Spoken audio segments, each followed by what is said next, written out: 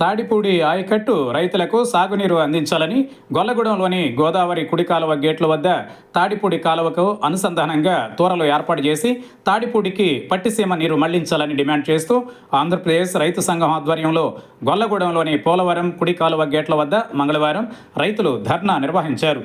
తాడిపూడి ఆయకట్టు రైతులకు సాగునీరు అందించాలంటూ నినాదాలు చేశారు.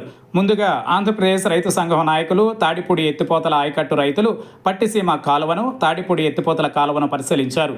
సాగునీటి సమస్యలను రైతులను అడిగి రైతు సంఘం నాయకులు తెలుసుకున్నారు.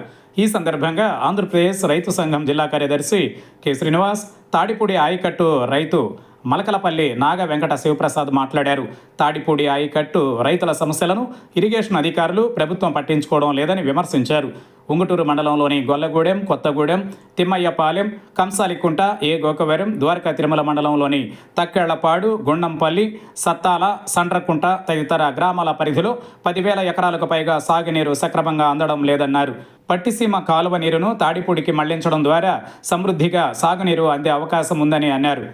ఎల్నినో ప్రభావంతో వర్షాలు కురవకపోవడంతో పంటలకు సాగునీరు అందక తాడిపూడి ఆయకట్ట రైతులు తీవ్ర ఇబ్బందులు పడుతున్నారని ఆందోళన వ్యక్తం చేశారు.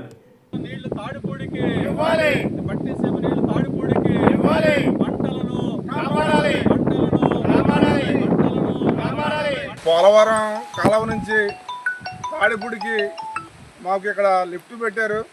లిఫ్ట్ ద్వారాగా నీరిస్తే మాకు పంటలని కాపాడటమే కాకుండా బోరులు భూగర్భ జల పెరగడం ప్లస్ రైతుల్ని నీరు వల్ల పంటలు పండించుకోవడానికి ఎక్కువ అవకాశం ఉంటుంది.